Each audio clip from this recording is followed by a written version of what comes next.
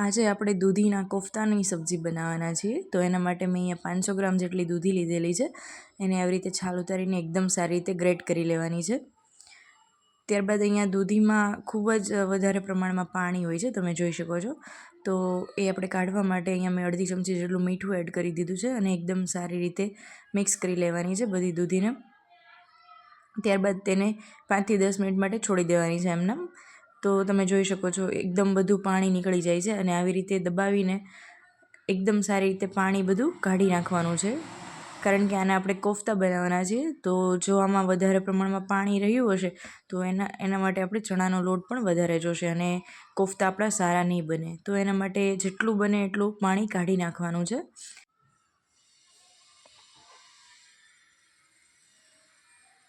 દૂધી આપણે એકદમ તાજી હોય તો વધારે પ્રમાણમાં જ પાણી હોય છે, તો આ પાણીને આપણે ફેંકવાનું નથી, એને આપણે પાછળથી શાકમાં ગ્રેવીમાં યુઝ કરી લઈશું. તો એને મેં એક બાઉલમાં કાઢી લીધું છે અને તમે જોઈ શકો છો 500 ગ્રામ દૂધીમાંથી આટલો દૂધીનો પલ્પ વધ્યો છે. ત્યારબાદ તેમાં હવે અડધી ચમચી જેટલી હળદર એડ કરી દઈએ, અડધી ચમચી લાલ મરચું પાવડર એડ કરી દઈએ, અડધી ચમચી ધાણા જીરું પાવડર એડ કરી દઈએ અને મીઠું નથી નાખવાનું, આપણે અહીંયા નાખેલું જ છે આગળ. એટલે અડધી ચમચી ગરમ મસાલો અને 1 પિંચ જેટલી હિંગ એડ કરી દઈએ. ત્યારબાદ 4 ચમચી જેટલો મેં અહીંયા ચણાનો લોટ લીધેલો છે, બહુ વધારે પ્રમાણમાં નથી લેવાનો, નહીંતર આપણા જે કોફતા છે એકદમ વધારે પડતા કડક બનશે. તો જેટલો ચણાનો લોટ ઓછો હશે એટલા જ આપણા કોફતા એકદમ સારા બનશે. તો બસ આવી રીતે જ આ મિક્સર એકદમ સારી રીતે મિક્સ કરી લેવાનું છે. એકદમ ઘરના બેઝિક મસાલામાંથી ખૂબ જ સરસ એવી યમ્મી અને ટેસ્ટી એવી સબ્જી બનીને તૈયાર થઈ છે. બસ તો મિક્સર આપણું રેડી છે. એના હવે આપણે નાના નાના પોર્શન હાથમાં લઈને એકદમ સારા એવા નાના નાના કોફતા બનાવી લઈએ. તમે કોઈ પણ શેપ આપી શકો છો. મેં નાના નાના બોલ્સ બનાવી લીધા છે.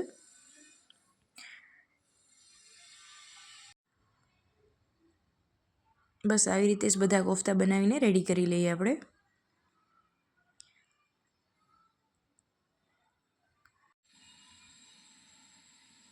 ખૂબ જ ટેસ્ટી બને છે આ સબ્જી અને ખૂબ જ ઝડપથી બની જાય છે. તો તમે ઘરે એકવાર જરૂરથી ટ્રાય કરજો. જોડે જોડે મેં તેલ પણ ગરમ થવા મૂકી દીધું છે. તો તેલ આપણું ગરમ થઈ ગયું છે, એને એકદમ મીડિયમ ફ્લેમ પર આપણે તળવાના છે, નહીંતર બહારથી એકદમ શેકાઈ જશે અને અંદરથી કાચા રહેશે. તો ગેસની ફ્લેમ એકદમ મીડિયમ જ રાખવાની છે અને જેટલા એક જોડે આવી શકે એટલા છૂટા છૂટા નાખી દેવાના છે અંદર તેલમાં. અને આવી રીતે 1 થી 2 મિનિટ માટે થઈ જાય ત્યારબાદ તેને ચમચીની મદદથી ઉલટાવી લેવાના છે.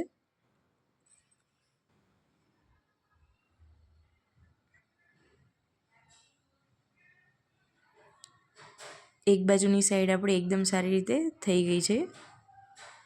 બસ આવી રીતે ફેરવીને આપણે બધા જ કોફતાને તળી લેવાના છે. તો તમે જોઈ શકો છો અહીંયા એકદમ ગોલ્ડન બ્રાઉન કલરના થઈ ગયા છે આપણા કોફતા, બનીને રેડી છે. તો એને આપણે એક પ્લેટમાં કાઢી લઈએ.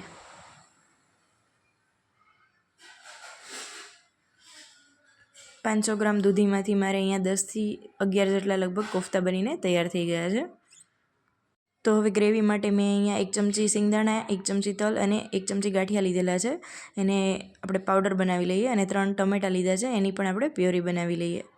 અને આખા મસાલામાં મેં અહીંયા 3 થી 4 મરી, 1 ચમચી જીરું, 1 લાલ મરચું, 1 ઇલાયચી અને 1 તજનો ટુકડો લીધેલો છે. એને આપણે તેલ ગરમ થઈ જાય ત્યારબાદ તેમાં એડ કરી દેવાનો છે. અહીંયા શાક માટે મેં બહુ વધારે નહીં, 3 થી 4 ચમચી જેટલું તેલ લીધેલું છે. ત્યારબાદ તેમાં અડધી ચમચી જેટલી હિંગ એડ કરી દઈએ અને ત્યારબાદ ટામેટાની પ્યુરી એડ કરી દઈએ. ટામેટાં એકદમ સારી રીતે પાકી જાય ત્યાં સુધી તેને ચલાવતા રહેવાનું છે. ત્યારબાદ આપણે તેમાં બધા મસાલા એડ કરી દઈએ. અડધી ચમચી હળદર પાવડર, અડધી ચમચી લાલ મરચું પાવડર, અડધી ચમચી ધાણા જીરું પાવડર એડ કરેલો છે અને એકદમ સારી રીતે મિક્સ કરી લેવાનું છે. મસાલા આપણા એકદમ સારા પાકેલા હશે તો સબ્જીનો ટેસ્ટ ખૂબ જ સારો આવે છે. તો એક ખાસ ધ્યાન રાખવાનું છે કે આપણું જે મિક્સચર છે એકદમ સારી રીતે પાકી ગયેલું હોવું જોઈએ, ગ્રેવી આપણી. ત્યારબાદ અડધી ચમચી મેં અહીંયા ખાંડ એડ કરેલી છે. તમને જો થોડી મીઠાશ પસંદ ના હોય તો તમે સ્કીપ કરી શકો છો. ત્યારબાદ અહીંયા જે સિંગ અને તલ અને ગાંઠિયાનો જે ભૂકો કરેલો હતો એ મેં અહીંયા 3 ચમચી જેટલો એડ કરેલો છે, જેથી ગ્રેવી એકદમ થીક બની જશે. એને પણ આપણે મીડિયમ ગેસ પર ચલાવતા રહેવાનું છે, જેથી કરીને નીચે ચીપકી ના જાય.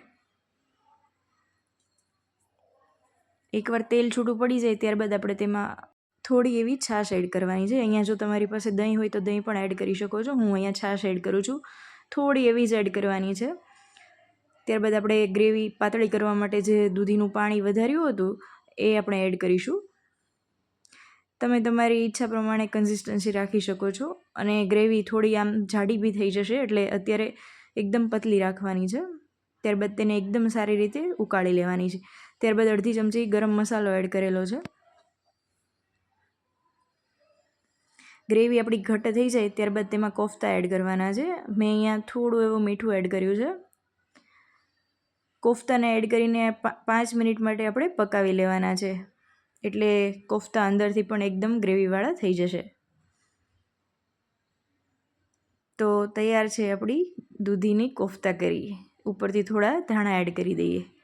જોવામાં જ ખૂબ જ સરસ લાગે છે. ત્યારબાદ આપણે અહીંયા નાન બનાવવાના છે ઘઉંના. તો એના માટે મેં અહીંયા 2 કપ જેટલો ઘઉંનો લોટ લઈ લીધો છે અને 3 ચમચી જેટલો મેંદાનો લોટ લીધેલો છે.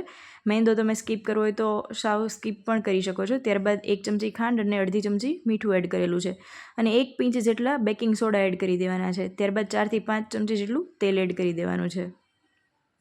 ઘઉંના નાન પણ ખૂબ જ સરસ બને છે, તો તમે આવી રીતે એકવાર જરૂરથી ટ્રાય કરજો. ત્યારબાદ તેમાં થોડી એવી છાશ એડ કરવાની છે. અહીંયા પણ તમે દહીંનો ઉપયોગ કરી શકો છો. ત્યારબાદ એકદમ સારો એવો સોફ્ટ લોટ બાંધી લેવાનો છે. લોટ આપણો બંધાઈ જાય ત્યારબાદ તેને 5-10 મિનિટ માટે રેસ્ટ કરવા માટે મૂકી દેવાનો છે ઢાંકીને, એટલે એકદમ સરસ આપણો લોટ સ્મૂથ બની જશે. તો તમે જોઈ શકો છો એકદમ ઢીલો જ રાખવાનો છે લોટ, જેથી કરીને આપણા નાન એકદમ સરસ બને. તો હું એને 5 મિનિટ માટે રેસ્ટ થવા દઈશ. ત્યારબાદ તેને આપણે હવે નાન બનાવી લઈએ. તો એક નાનું એવડું ગુંડલું લઈ લેવાનું છે. ત્યારબાદ થોડો લોટ ઉપરથી છીડકી દેવાનો છે.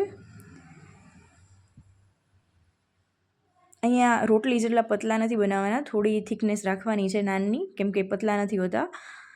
ઉપરથી 1 ચમચી જેટલું ઘી લગાવી દઈશ અંદર સ્ટફિંગ માટે. ત્યારબાદ આપણે એક કચોરી ટાઈપ જે બનાવતા હોય છે એ બનાવી લેવાનું છે, એવું ગુંડલું. ત્યારબાદ તેનું ફરીથી આવી રીતે નાન બનાવી લેવાનું છે, જેથી કરીને અંદરથી એકદમ સોફ્ટ અને ફ્લફી બનશે આપણું આ નાન છે ને.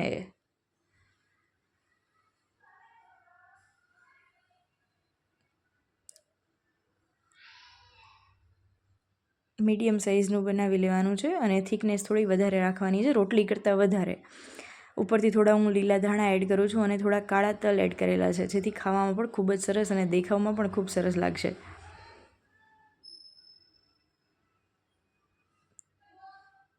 ત્યારબાદ તેને ગરમ લોઢીમાં નાખી દીધું છે. ઉપરથી 1 ચમચી જેટલું ઘી એડ કરેલું છે અને આવી રીતે સાઈડ ચેન્જ કરીને બીજી સાઈડ પણ ઘી લગાવી લેવાનું છે. અહીંયા તમે બટરનો યુઝ કરવો હોય તો બટર પણ યુઝ કરી શકો છો, એનાથી પણ ખૂબ સારો એવો ટેસ્ટ આવે છે. બંને સાઈડ ઘી લગાવીને શેકી લેવાનું છે. ખૂબ જ સરસ લાગે છે આ નાન. કોઈ પણ શાક કે કોઈ પણ ગ્રેવીવાળું શાક હોય એની જોડે બહુ સરસ લાગે છે. ગોલ્ડન બ્રાઉન થાય ત્યાં સુધી એને શેકી લેવાનું છે. તમે જોઈ શકો છો કલર પણ ખૂબ જ સરસ આવ્યો છે અને 2 થી 3 ચમચી જેટલો મેં મેંદો એડ કર્યો છે, એના લીધે એકદમ નાન આપણું વ્હાઇટનેસવાળું બન્યું છે.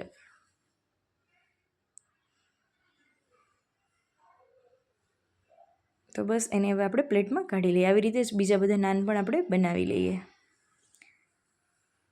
ખૂબ જ ઇઝી છે આવી રીતે નાન બનાવવા. તમે એકવાર આવી રીતે જરૂરથી ટ્રાય કરજો અને ખૂબ સોફ્ટ અને ફ્લફી બને છે. તો અહીંયા આપણા બધા નાન પણ બનીને રેડી થઈ ગયા છે. તમે અહીંયા જોઈ શકો છો એકદમ સોફ્ટ છે. આ એકદમ ઠંડુ થઈ ગયું છે નાન, ત્યાર પછીનો વિડીયો છે.